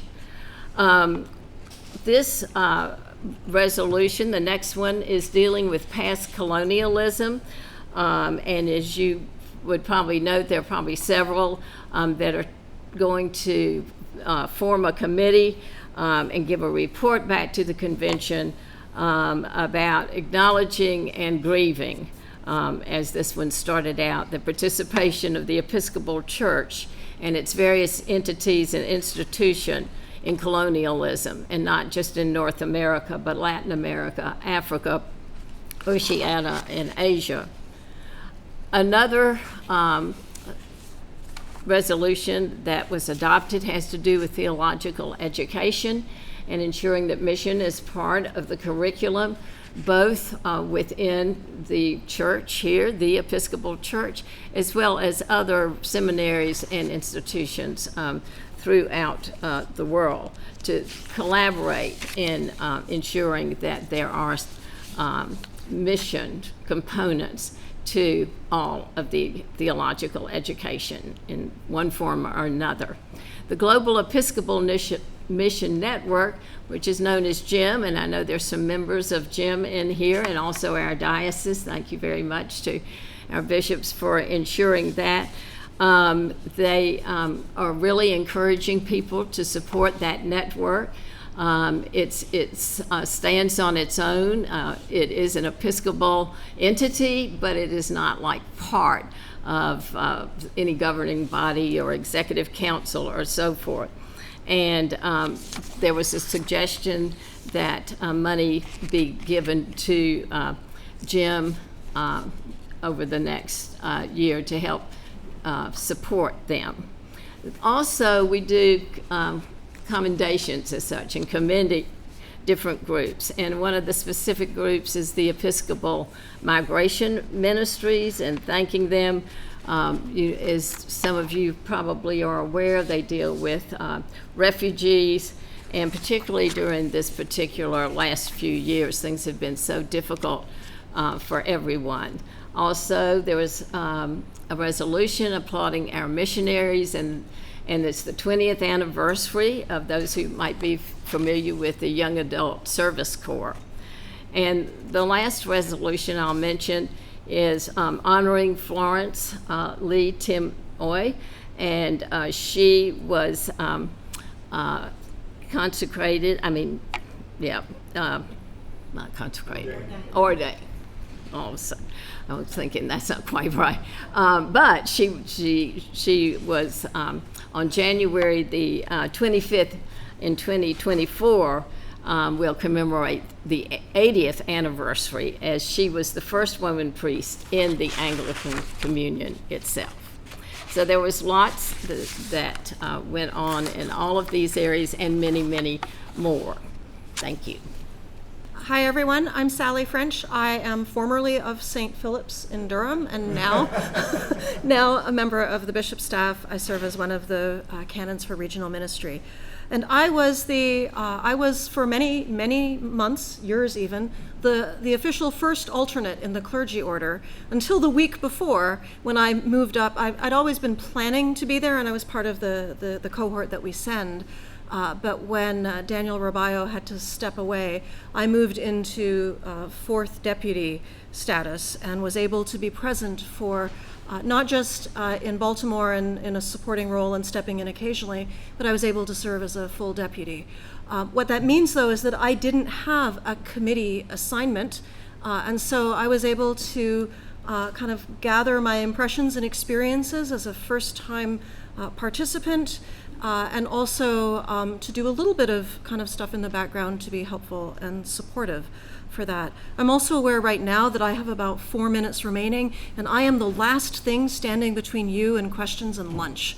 So I'll try to be quick. I was asked to talk about the kind of general impressions and the experience of being there. As a first-time deputy, it was, the pace was punishing in some ways. We started bright and early. We kept going. The chairs were extra firm. The floor was extra firm. And we were there in some cases from 8 o'clock in the morning until after 8 o'clock at night with just short breaks. But it was a wonderful way to get through the work that we needed to do and to be able to gather and to move through the business of General Convention, while also having some opportunities to connect and to listen and to learn from one another. I was particularly struck by the consents calendar, which was a great way to deal with, I think, around 400 resolutions. Things were placed on that calendar as a way of dealing with them in bulk rather than dealing with them as individual things, which meant there's a couple of things about the consent calendar. First, if you're really interested and have lots of spare time, you can go to vbinder.net, which is General Convention's website, and you can find the consent calendar for each day and read your way through those almost 400 resolutions. But I was struck by 3 things about that calendar. Number one, the sheer focus on inclusiveness that is in so much of our legislation. As you read through, there was real attention and care for people, ensuring that our governing structures are cautious, thoughtful, and thorough about providing ways for diversity, for different voices, for people that aren't the usual suspects, to have a place and a voice in our conversations. And it wasn't just about the governing processes and protocols themselves, although there was certainly a great deal of emphasis on more diversity in the makeup of the deputations and in the ways that we were gathering together. It was also the legislation. We focused on things like mission, and there were resolutions about acknowledging and responding to the legacy of colonialism.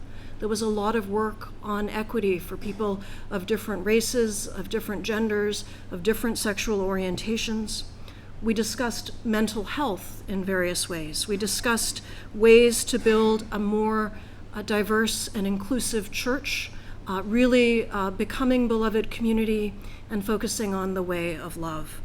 I was struck by the amount of resolutions in the consent calendar that talked about care for creation and our need to safeguard this world that has been entrusted to us. And I was struck by the ways that so few of those resolutions were removed for kind of picky comments. People removed them for really good reasons. They were the debates. When things came up on the consent calendar, it was the first matter of business for the day. And what would happen is people would come forward if there was something they felt needed a bit more reflection and discussion and debate in the House. You can't discuss the contents of the items on the consent calendar. You can simply discuss whether or not they should be there. So that meant that in some instances, topics that might have had a more robust conversation weren't addressed in that way, but they were addressed in the context of, should this be on the consent calendar or not? So Bishop Ann mentioned the reproductive rights conversation, and that we couldn't have the big talk. We had to talk simply about legislative process. And some things slipped through, and we'll be doing some work of cleaning up, no doubt, over the next few years as we address resolutions that may have not been worded as carefully as they might have been if they were open for debate. But it was really wonderful to see that the general emphasis was on the side of justice and compassion and inclusion. There were two moments in the House that really struck me and were really kind of powerful moments. One was when a woman from one of the Midwestern dioceses, a Native American woman, First Nations, stood up and spoke about her experience of residential schools and of the impact and the legacy on that. As you can imagine, they, like this time, are timed responses, and she certainly went over time, but the President of the House of Deputies waived the time limit so that we could hear this incredibly compelling testimony. And it was heartbreaking, it was powerful, and it was deeply important. And I was gratified to be part of a church and a body that made space for that conversation and made space to hear that narrative. The other one that struck me was when a young man from somewhere in the Northeast stood up and spoke about his experience of being an Episcopalian with mental illness. And that was also powerful testimony. He named that he was more comfortable standing up and speaking as someone who preferred traditional church language or as a person who identified as LGBTQ than he was standing up and acknowledging his history of mental illness. So both of those moments were, for me, places where I could see that we weren't just passing motions, but we were actually engaging in those conversations. And I thought that was powerful and important. There was a real spirit of inclusion and compassion and a willingness to hear one another in the conversations, even as we worked through a pretty substantial administrative load of resolutions and various matters. I was also really impressed by the diversity of the leadership. We've talked a bit about the new leaders of the House of Deputies, but really there was also there were so many different voices present on that floor. There were folks of all ages. There was a real emphasis in building up younger leadership and in providing space for younger voices to be heard. And that gives me hope for the church of the future. So I'm very glad to have been a part of that. Welcome to questions and then lunch. I'll get out of the way. So I hope that this has been helpful. You probably thought, why in the world do you have so many speakers? And I'll tell you why. Because this was the most amazing deputation. These folks were active from the minute they got off the plane till they got on the plane to come back home. We met every day at lunch for an hour or two and went through things. And I really think we should say thank you to them.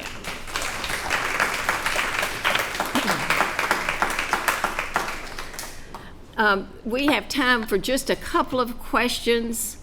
If anyone has a burning question here, and for anyone, Miriam. Yes, William Porcher Dubose got taken out of the calendar because of his rather active support, not just for slavery, but for the formation of the Klan. And technically he's not out yet, because just like it takes 2 conventions to put somebody on the calendar, we'd never done this before, and we figured out we had to do, so he's on trial, used to be omitted, if that makes sense. Yes. So 2 things real quickly. One is, I believe it was Sally who mentioned the virtual binder. If you go to the generalconvention.org site and look over to the left, you'll see the 80th General Convention, and I believe it's listed there at the very bottom, and you can go in. If you have a particular area of interest, like evangelism or mission or whatever, you can go to a committee and see what resolutions were in that committee, but more importantly, it has the final resolution in there, or it might not have been passed. That, and also I want to thank our communications team here in the Diocese, Christine and Summerly, because they did a great job, and there are many things on the site. If you haven't had an opportunity to go to the diocesan site and see what they have placed there. One of the things that we thought might be helpful and might be fun is to engage someone who was a deputy during lunch. So I'm going to ask that because we're a smaller crowd, might be 2 deputies at a table, but try to find someone that you would like to maybe explore a little more with. We would just make that as a suggestion. And is there any other burning question at the moment? Because I do see lunch has arrived. Then I will call on Bishop Ann to give grace. Thank you.